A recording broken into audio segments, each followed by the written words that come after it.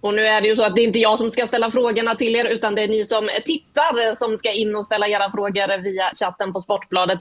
Ni har även chans via sociala medier där det har kommit in frågor under hela dagen. Och vi börjar väl med Erik Ingvarssons fråga som har kommit in via Instagram. Han undrar, hur känns det att ni är spelare i världens bästa klubb? Ja, men först och främst var kul att du tycker att Chelsea är världens bästa klubb. Det tycker vi också, eller jag tycker också. Jag håller med, instämmer helt.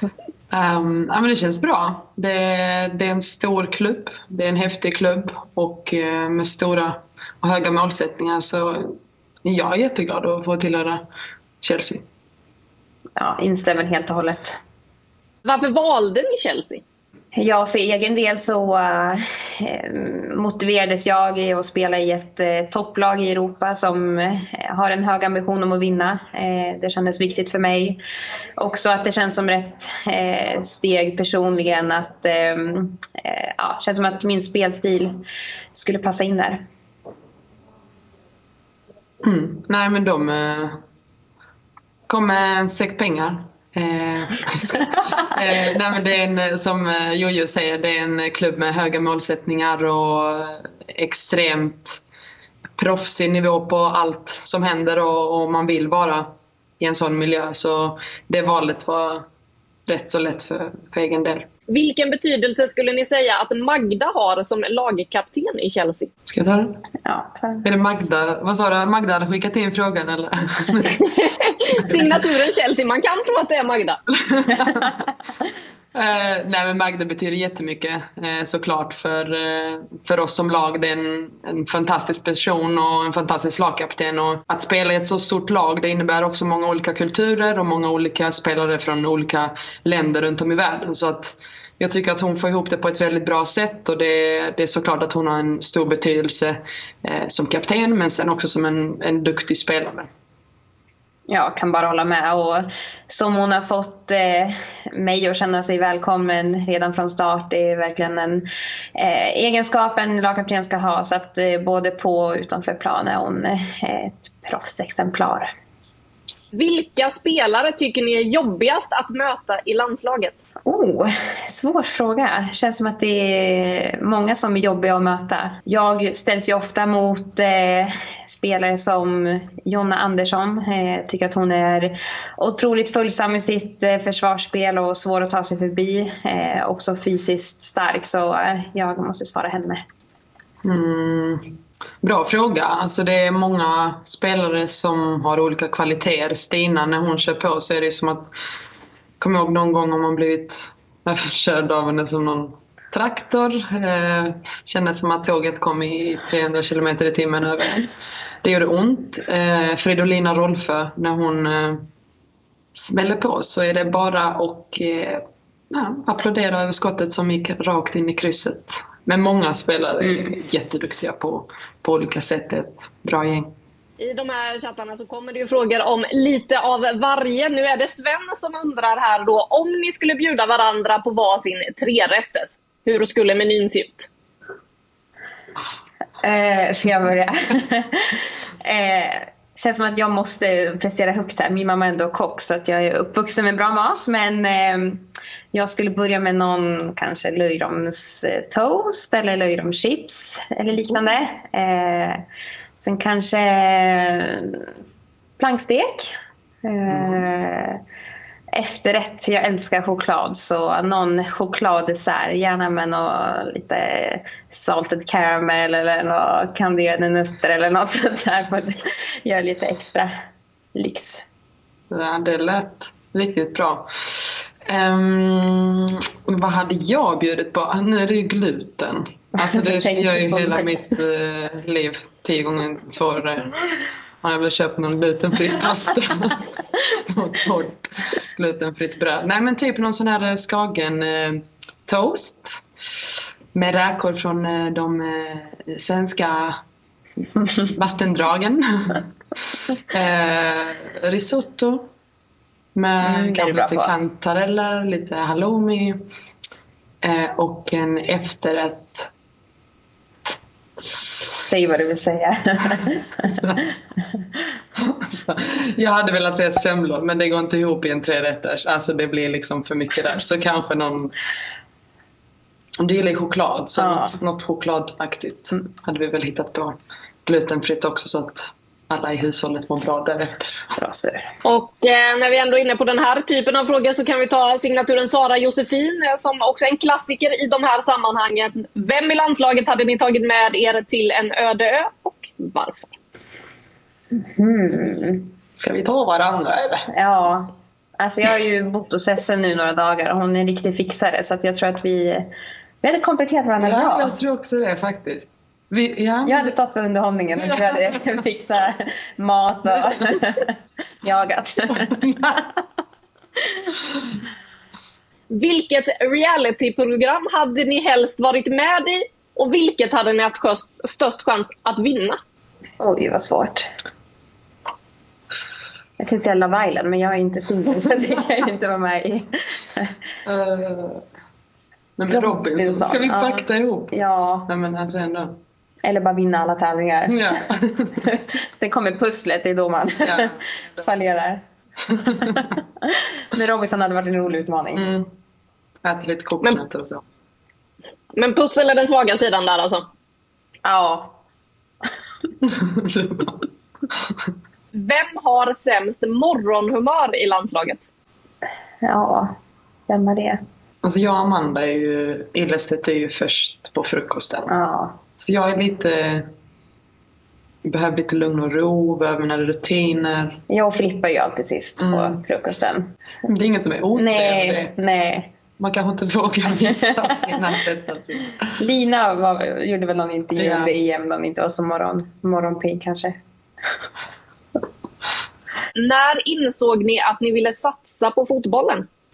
Bra fråga. Nej, men jag insåg nog det ganska snabbt, tror jag. Jag har alltid älskat fotboll och verkligen. Jag flyttade redan som 15-åring, så då, redan där och då så tog jag väl valet om att jag flyttade ifrån familj och vänner och verkligen ville satsa på fotbollen. Så ändå i ganska tidig ålder har jag förstått det. Ja, du hade ändå flyttat tidigt från familj och fick göra det beslutet. Jag har haft förmånen ändå att få spela nära familjen och kunnat pendla och kunnat få hela alltet och egentligen inte behövt offra någonting typ. Jag har alltid velat mycket av det jag har gjort och så har det också blivit med fotbollen och så helt plötsligt var jag i Rosengård och sen var jag här i Chelsea, så jag har haft turen kanske att få inte behövt ta det där, men nu ska jag satsa, det har inte blivit så, utan alltid velat vara det har bara kommit.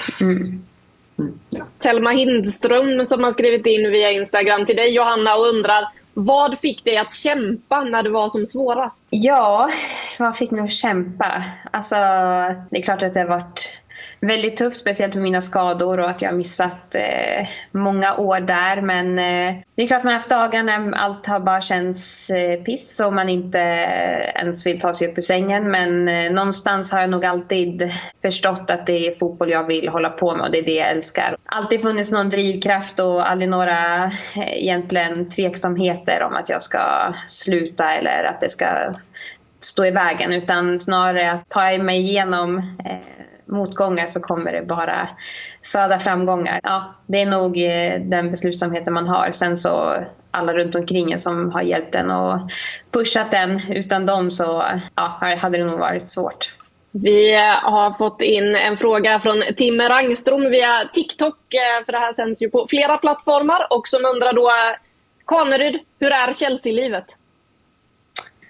Jag älskar Chelsea-livet. Hittills har allt känns över förväntan. Allt känns bra förutom att köra på vänstertrafik. Så det är... det är mitt... kör på vänstertrafik. Jag har inte gjort det än. Det är därför jag verkligen drar ut på det. Men alltså jag lever verkligen proffslivet här i Chelsea. Så att jag njuter av varje sekund verkligen. Du trivs som fisken i, vad säger man? Fisken i vattnet. I vattnet, ja. Det kommer en hel del frågor här som handlar om pengar också. Vi har Krille som undrar: hur mycket tjänar man som fotbollsproffs i Chelsea? Som herrspelare eller damspelare, Krille? Nej, men pengar har aldrig varit min motivationsfaktor och jag hoppas att den aldrig heller kommer bli det. Så jag tjänar normalt, men jag vill inte säga att det är någon någon överdriven summa. Inte stämmer. Emil Haglund undrar om ni tycker att ni får tillräckligt betalt som proffs i Chelsea? Alltså jag hade ju velat köpa det där huset vid vattnet och ha den där Ferrarin kanske. Men återigen, alltså låt mig spela fotboll och låt mig ha bra förutsättningar och folk jag trivs med runt omkring mig, så är jag nöjd. Ja, samma här. Det kommer en fråga till dig, Sechira från Pillan, som skriver: Sechira, jag läste om din målvaktskollega Ann-Katrin Berger, så tråkigt besked. Hur är det med henne och hur var det att höra henne berätta att det hade kommit tillbaka? Det var en jättejobbig situation när Ann-Katrin berättade om den här situationen. Men sen tycker jag också jag tyckte hon var så jäkla cool, för att hon stod där längst fram i rummet och var så häftig och så lugn och så trygg i situationen, och själv satt man och var helt berörd av beskedet och jag undrade hur det här skulle gå, men med det lugnet och den coolheten som hon visade så kände man bara okej, vi är med på den här resan och vi kommer stötta dig, och vilken hjälte du är.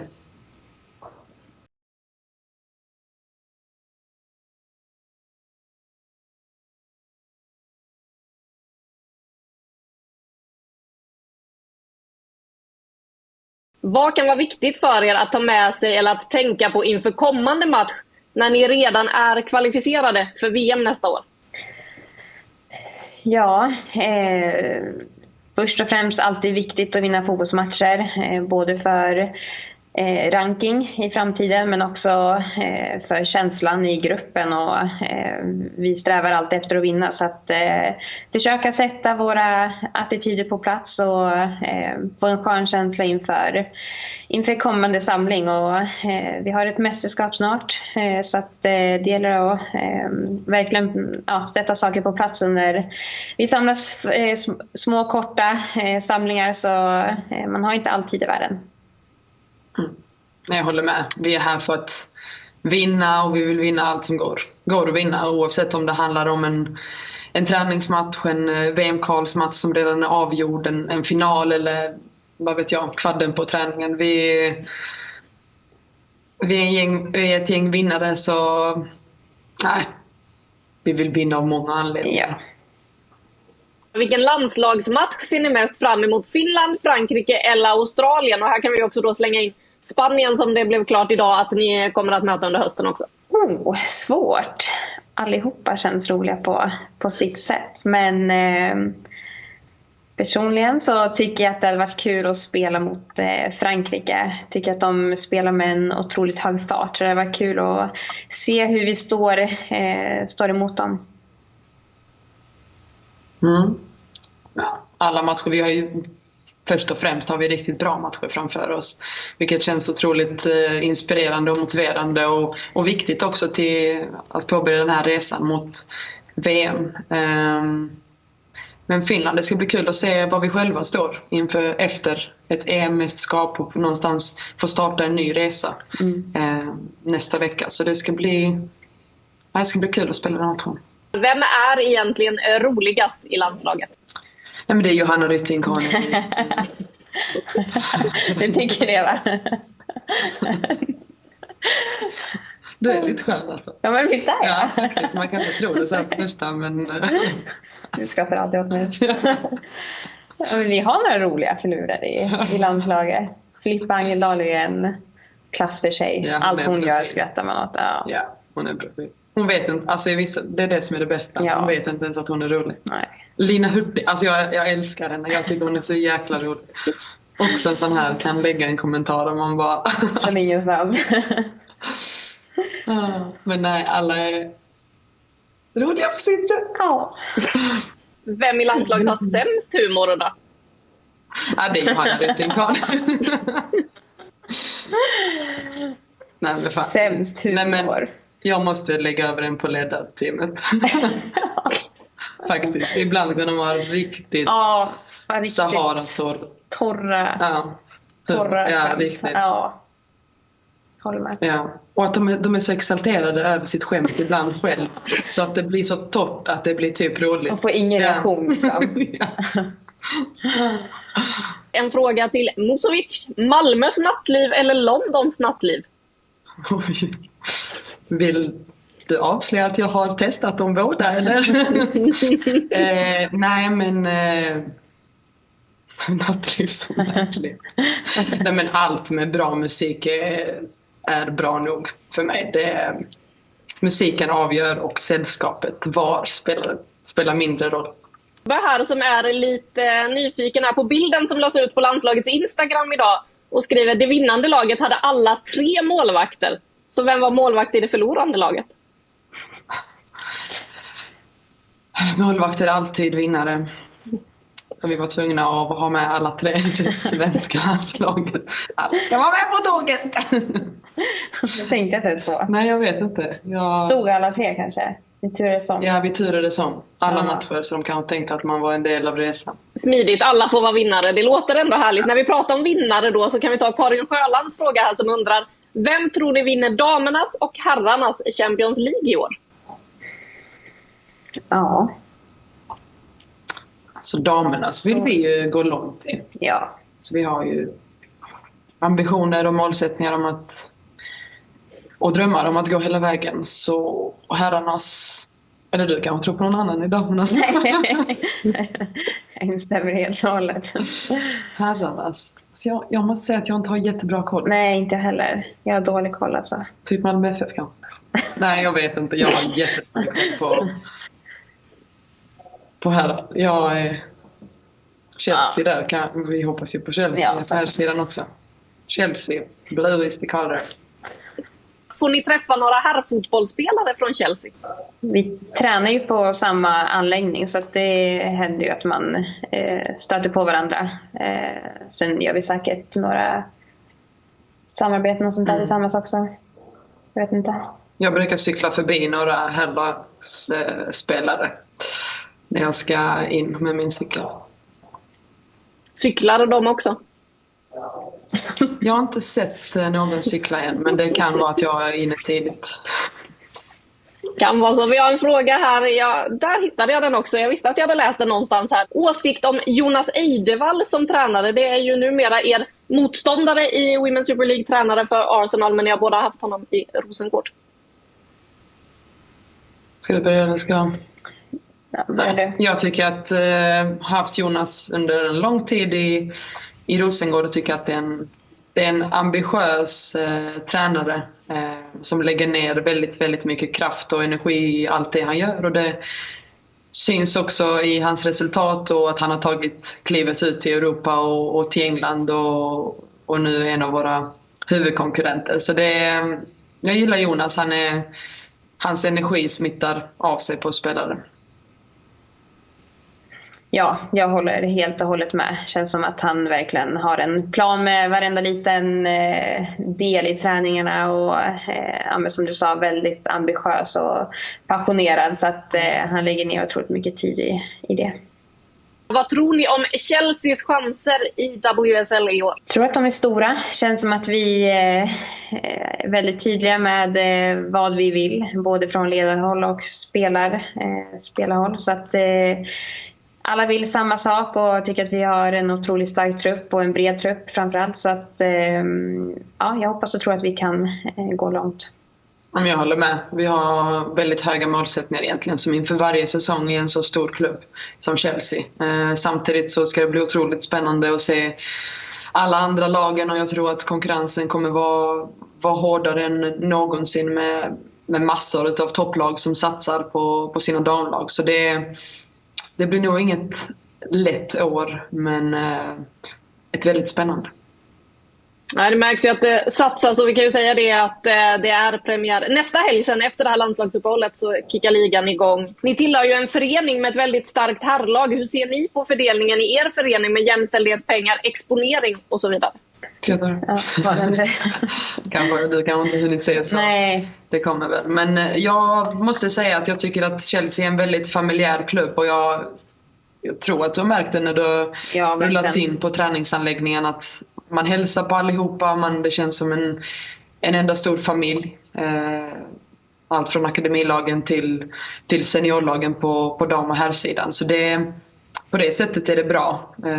Och förutsättningarna som vi har är, tycker jag, jättebra. Och nu med de nya ägarna så kommer det allt mer satsningar och man vill växa ytterligare och man vill vara ledande på dam såväl som på herrsidan. Så jag tycker det är bra, verkligen. Det är så att tiden går ju väldigt, väldigt fort här. Det kommer in hur mycket frågor som helst. Men det får bli en sista fråga här. Vilken blir säsongens roligaste match att spela? Det är svårt att välja en bara. Ja, det är svårt. Öppningsmatchen på Stamford Bridge känns ju väldigt rolig. Och många biljetter sålda redan. Men det kommer ju bli kul att ställas mot Jonas Arsenal också. Ja, det blir nog många riktigt bra. Man kan inte välja. Det känns som att den ena kommer slå den andra. Men en bra start med öppningsmatch på Stamford Bridge, den ser jag fram emot. Ja, det tror jag att vi är flera som gör. Jag tackar så hemskt mycket hörni för att ni hade tid här nu. Och närmast kommer vi se er då i VM-kvalet mot Finland på tisdag. Tack så mycket. Tack.